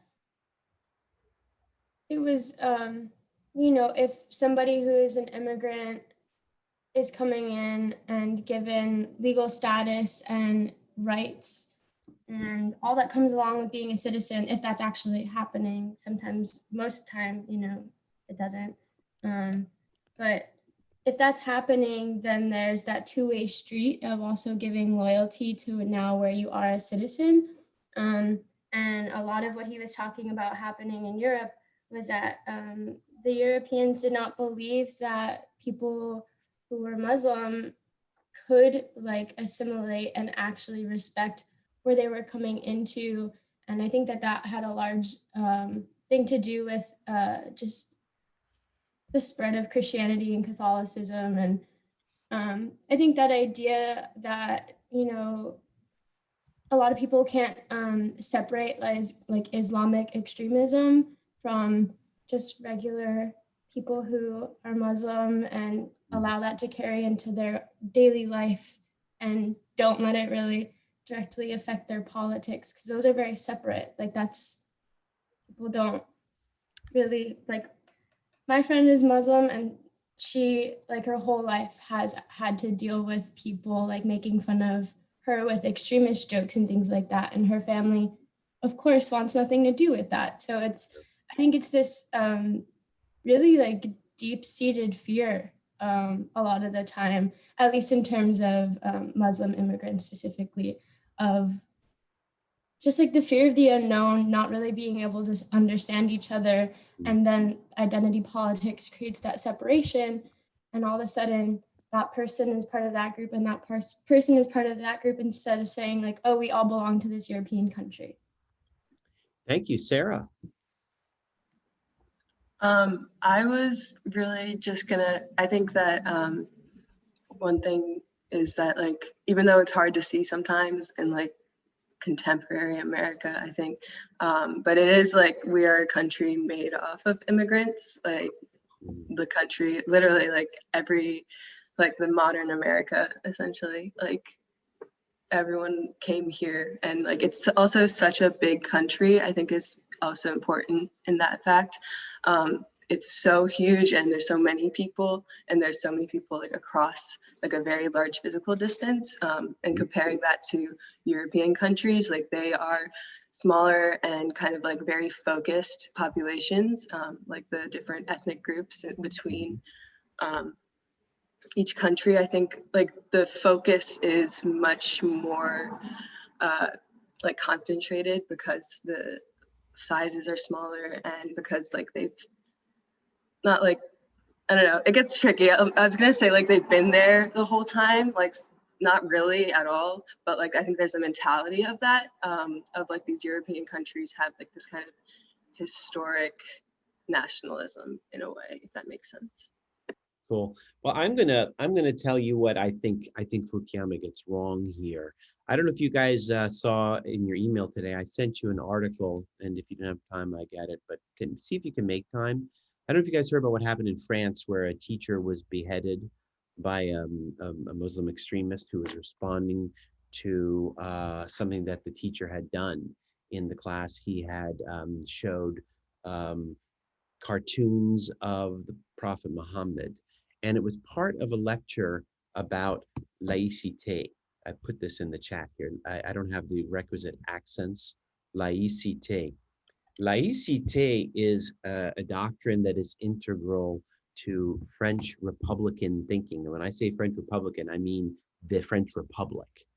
Laïcité is kind of unique to France, and it's the idea that in the name of equality, and in response to their own revolutionary struggle, where they took down the nobles, but also the church, in the name of equality, the French Republic, A, discourages shows of religious devotion and uniqueness, and B, is open to, speech that mocks or makes fun of religion. right? These are the two things. He was actually giving, this teacher was giving a lesson on how in the French Republic you may make fun of religion. That's what he was doing. But this article I sent you also pointed out that he was practicing French laïcité, which means that if you are a Muslim in France, you may not cover yourself. It is illegal. And he even went so far that if you're a Christian, you have a cross around your neck, he told a student to take that off. So what's the point? The French are, and what's their reasoning? Well, their reasoning is, religion has a past where it just, disrupts people and upsets people and angers them and causes resentment and rifts. So let's take that out of the equation altogether. But if you're a Muslim in France and they tell you to take off your covering or whatever, you can imagine that this does not go over well. This is taken to be a slight on your heritage, okay? One thing I think America, and so what are they doing in Europe? The French in particular are busy pursuing and the Dutch are similar, a non-creedal, non-religious, tolerant, ideal. And they're forcing people to assimilate to this. And I think one of the beauties of America is that we are less insistent on forcing people to assimilate. If you want to come here and cover, have at it, right? Do what you do. We don't, and I think that is a virtue. I think we're more libertarian in that regard, right? Of course, it's led to, you're going to have invariable conflicts, right? If certain religious expressions upset others or offend them or harm them, then yeah, we have to have a talk. But generally, I think we're better to assimilate because we are more tolerant. Maybe it's because this nation was founded on the notion of freedom of religion. Gabriel.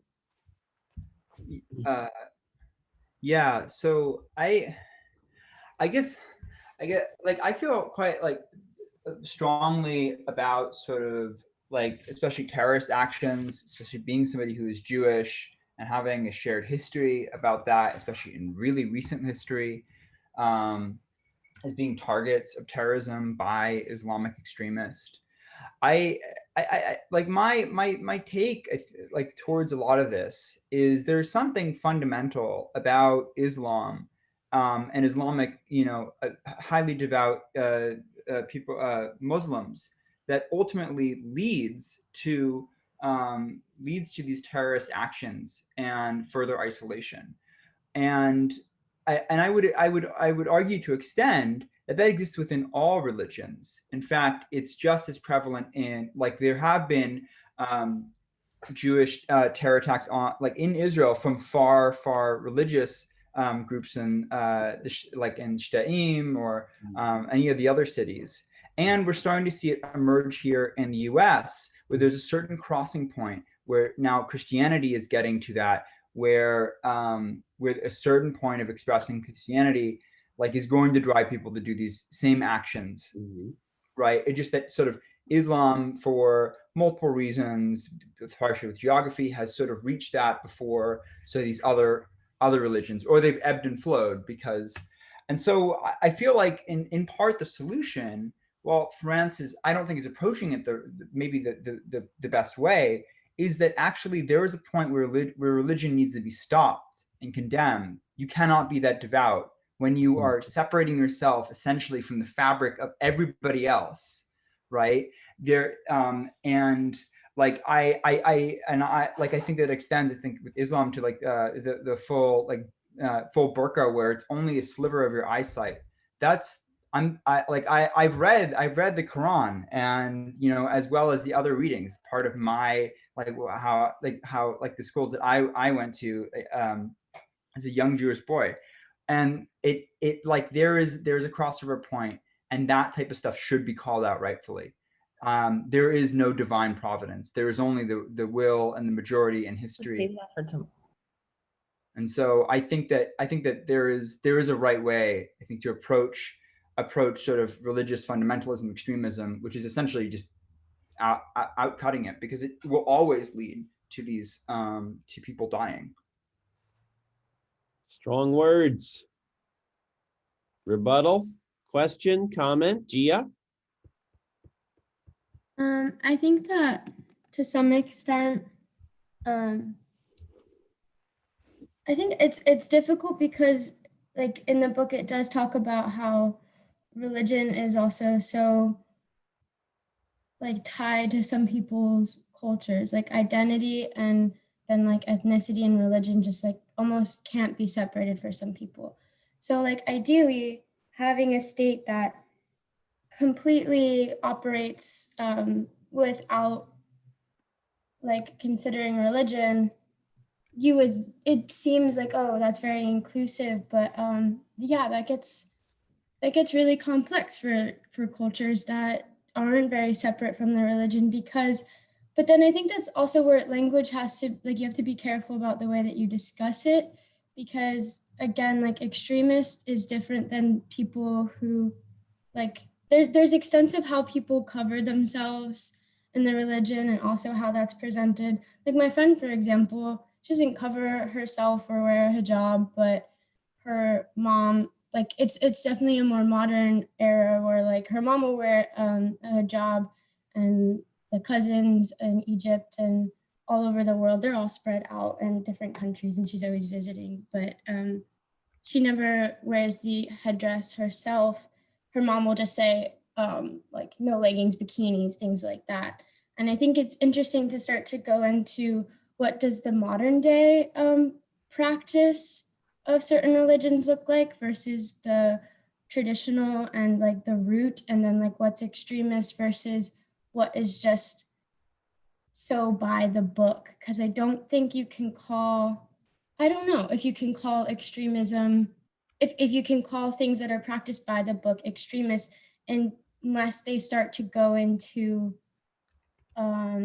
government, and because really Islamic extremist is the it's all about like hating democracy and the law and like all of that stuff. Like it totally involves government, whereas like the way that I know my friend practices it, and a lot of people that she knows, at least, it's very opposite of extreme. So yeah, I think that's an interesting conversation. I kind of backtracked and went all over, Well, but let me say one thing here, just inspired what you say, and I don't know how many of you guys know this, but you realize that Muslims in Europe, you know, the recent history of Islam, the last 50 years, is very interesting. If you go back 50 years, the vast majority of the Muslim world was quite secular. We've seen extremism grow in the last 50 years. And one thing in particular that's strange is that the Muslims who arrived in Europe after the war were almost entirely secularized. What I mean by that is they didn't really practice what we now consider fundamentalist versions of their faith. What happened is that they were subsequently inspired by their experience in Europe to practice fundamentalism. Okay? That did not happen here in the States. We've had a different experience with it. What's going on? Well, clearly what's going on is that the Europeans somehow screwed up, right? They did not somehow succeed in infecting their Muslim immigrants with their own secularism, but they somehow inspired the opposite in them. They inspired a reaction, and we did not in this country. Chilmin? Yeah, I just wanted to respond to what Gabriel said. Yeah, go for it. The definition that you put up there, what is it? About talking about religions that isolate and that won't allow you to leave. Like, I'm pretty sure that's like also the definition of a cult. Yeah, like they will like isolate you from your families and friends, and then they will make it so that you're entirely dependent on them, all your financial means, your social means, and all that kind of stuff. So leaving is like a last ditch option. Like you wouldn't even think about it. And they make it extremely difficult and all that kind of stuff. But on the other hand, I want to broaden your definition. Like, I don't think it's just religion. I think it's any idea. When people get too extreme about it, when they take it too far,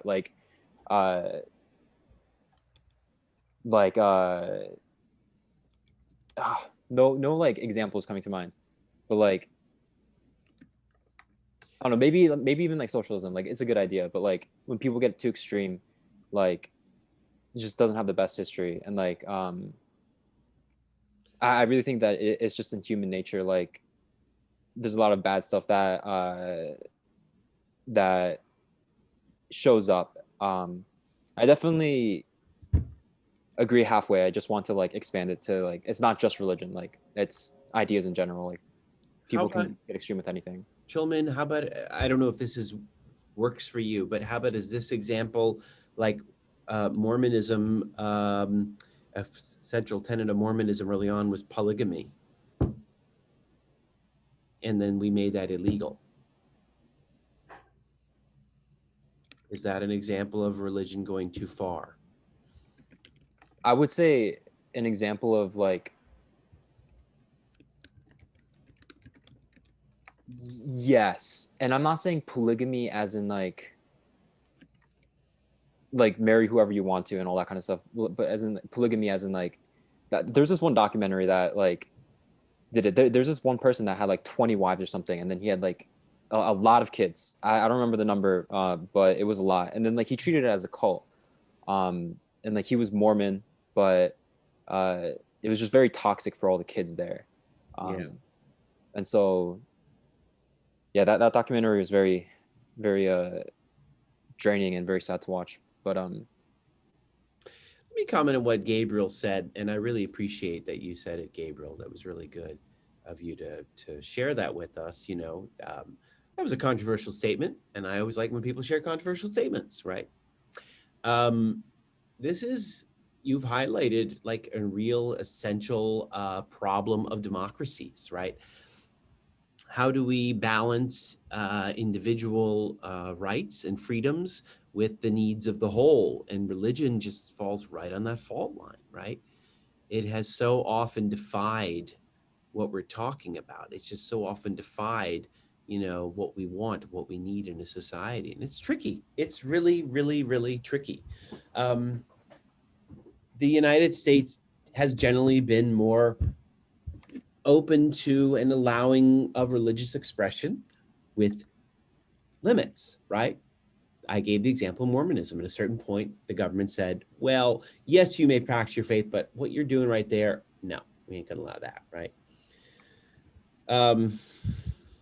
My understanding is that it still goes on, right? There are still polygamist sects of Mormonism. What does that say? That says that this is still something that is very hard to prosecute. Okay, it's going to happen anyway. But religion is something that people take very seriously, you know, and you have to be careful in how they take it very personally. It's difficult in how you have to be careful in how you prosecute it or curtail it or limit it or legislate it or regulate it. You know, that people don't take kindly to that, you know. I mean, I think certainly having schools that further isolate and insulate is a big problem. I mean, going into public school, be it charter or whatever, at least exposes you, even if it's just in the classroom for 8 hours a day, to something else. You know, provided that the school system is good. Of course, it's not many people are not privileged to have such a school system, but. Yeah, I mean, I feel very strongly towards this. I think a lot of the feeling that didn't necessarily even come from sort of attacks sort of on people that are Jewish, but I have a very particular story, a podcast that was talking about a young Hasidic man in Brooklyn, right, ultra Orthodox Hasidic man who, around the time that the internet was starting to become like something that could be utilized and so forth, like in like 2005 2006, he was tasked in his community with creating a way of safely making the network and sort of blocking it off for just, to keep people sort of isolated from the sort of the outside temptations and so forth. And through creating this and participating in these communities, he found himself become at odds as he had to expose himself to these other communities, and began to argue more and more with the rabbinical people and so forth, until like he started to be shunned, and his family started to be shunned, and his wife and his 3 kids, out of embarrassment, weren't we're going to sleep over at, the uncles or so forth. And to the point where essentially they forced him out. And his kids, like, he had visitation rights, which were guaranteed by New York State. It was this really prolonged story about like his kids would come over and he tried to express all this love and interest he has for all these new topics that they wouldn't be exposed to, but the entire community turned his kids against him. Yeah. And at a certain point, he just stopped forcing them to come and visit, and he lost essentially everything from that. This is here in America. Well, all I'm proposing is that I'm not sure that I agree with you. That kind of insularity is dangerous, and especially dangerous to democracy. But I don't believe the way to address it is by running straight at it and criticizing it. I think you have to give people some kind of competing belief. And here I agree somewhat with Fukuyama, like this idea of a creedal identity, right? You need to give people some other identity that they can branch out and that may water down or diminish their ethnic sense of identity or their religious sense of identity. We want these Orthodox Jews in Brooklyn to feel like they're American as much as they're Jewish, and hopefully maybe more than they're Jewish. Right, national service is a good one. He recommends the idea of curriculum and civics classes, which we don't teach anymore in our schools, but are very important. What would they teach? Well, I submit that they would not be teaching the French stuff, like this is what it means to be a good American, hide your religious affiliation and believe in, gay marriage and tolerance and blah, blah. I think it's more like, we need to inspire in you, we need to infect you with a real excitement for democracy. We want you to love democratic participation. And one of the keys to being a good democratic citizen is you must listen. You have to be open, okay? Page 158, I'll call your attention to what he calls, this is his recipe for what he thinks our creedal identity would be. And he calls out a couple things. What would this creedal identity be? And by the way, just so everybody's clear, his idea is that the proper cure to identity politics is that we have a broader identity that we can actually rally around. And this creedal identity in America would be constitutionalism. This is 2/3 the way down the page. Constitutionalism, the rule of law. These are the principles we believe in as Americans that identify us. We believe in constitutionalism. We believe in the rule of law. We believe in democratic accountability and the principle that all men are created equal. So these 4 things are the points that he thinks, is this something we could rally around? Is this something that we can agree on as a broader, expansive identity? Because only when we are able to reach across and build bridges, then we can, operate properly in this democracy and take on entrenched power. As many of you pointed out, right? The left has been succumbing to the right because the left has been fragmented. Well, how about if we talk about what we have in common as opposed to what we have that distinguishes us, right? So again, these principles, constitutionalism, and by constitutionalism, he means like the fact that we have a constitution with a balance of power, right? We believe in a constitutional government. We don't believe in autocracy. This Donald Trump is not American because he likes autocratic leaders. That's not American. We believe in constitutionalism. We believe in rule of law, which is that, we believe that law that you should be a law-abiding citizen, and that we should let conflicts be resolved lawfully. What does that mean? That might mean guns are un-American because guns undermine rule of law. Democratic accountability, I think that speaks for itself, right? We hold, as an American, the people hold their leaders accountable through democratic process and the principle that all people are created equal, okay? That's what that would look like. That's what that could look like.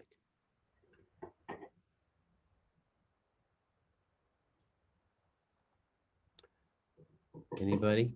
Comments or questions? Well, I will leave you with a problem.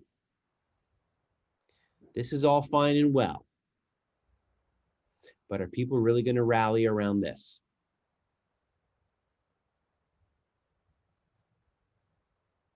Think about all the other competing identities, being Jewish or Muslim or gay, you know, or I don't know, Christian, you know, Italian, I don't know, you know, there's something about I'll just highlight Islam, right? Clearly, Islam is doing something right now that is mobilizing people. It's getting people excited. Look at that recipe on page 158 and you tell me you think that's exciting. Or maybe it doesn't matter. The only point the question I'm leaving you all with is this enough to overcome identity politics? And is this enough to serve as another identity that people can rally around?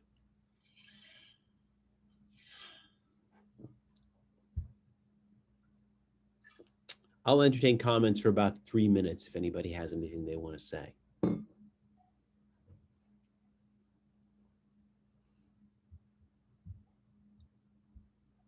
I don't know. It seems like the solution is sort of impossible. I think it's okay to say that too. Like I agree with like what you were saying too, and like I can bring up examples of all sides and all different stuff, but it's like, man, there really is no there's no solution right now. It's okay too. Right. I'm a big believer that you don't have to have one. Democracy doesn't have to have a solution, everybody. Mason's head hurts. Okay. Well, listen, I know we're up against it, so I'm gonna let you guys go. I'll raise that question again because I do think it's important. But y'all, there was a really good conversation today, and I really, really appreciate that you all took part in this. That was really good to hear and really interesting. Okay. But I'm gonna let you all go do your thing now, and you recuperate and rest. And so just a reminder, next week we will have class. You know, we'll have a conversation. I imagine we'll probably talk about the election. Knock on wood, we won't be jumping off a cliff. And then your papers are due next Saturday, okay? And I'm gonna stick around for a few minutes if anybody wants to talk to me, okay? Peace. Have a great week, everybody. Thank Vote. you. God damn it. Weekend. Yeah, thank you. Get to vote.